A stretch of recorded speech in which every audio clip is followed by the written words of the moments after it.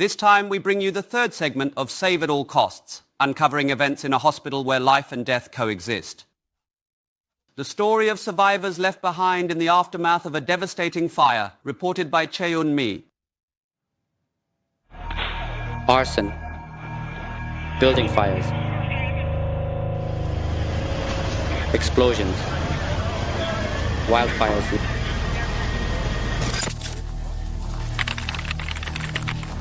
After those horrific fires that seem to happen almost every day.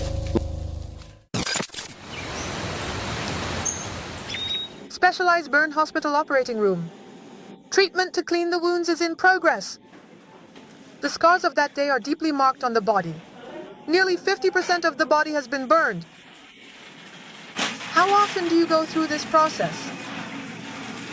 You do it every day until the patient's body heals.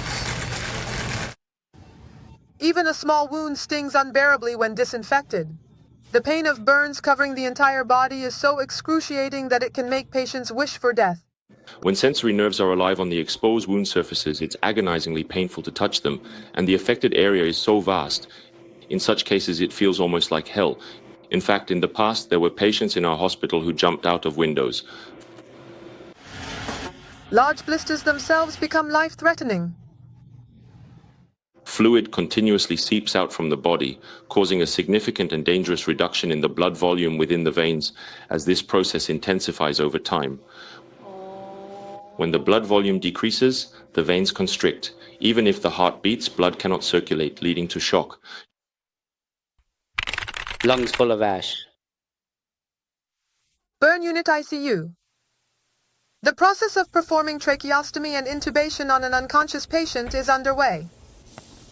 Inhaling the hot air from flames spreading right before your eyes can burn the airway, making it impossible to breathe.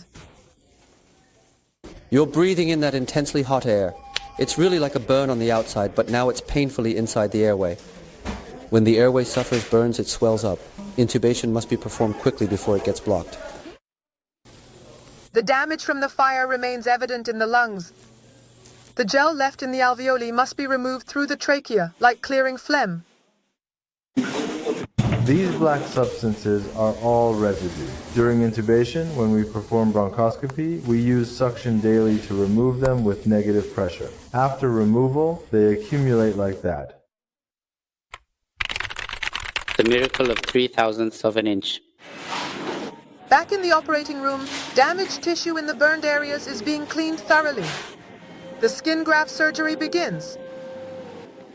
Patient with 32% of the body burned. We often use the thigh area because it provides a large skin surface, but if the thighs are injured, we can use skin from the soles or palms if necessary.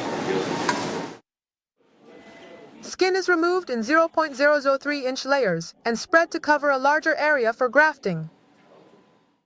But how do you graft this? If you place it right, it'll all stick together. And the ones who made it through. When I woke up, I found myself in the ICU. I attempted to rise from this bed, but they held me down.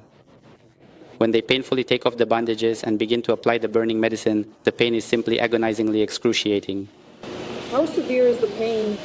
It's indescribable. You have to experience it yourself to truly understand the level of pain.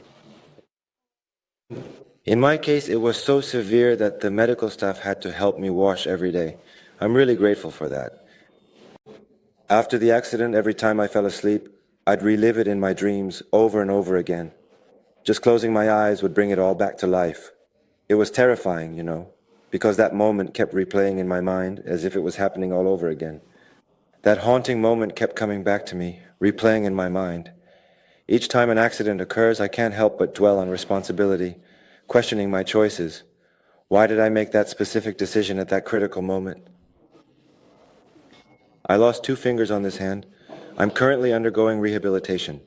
The hospital has been helping me more than I expected. I've made it this far, thanks to the hospital. Didn't they save my life? This is Choi Eun-mi, MBN News.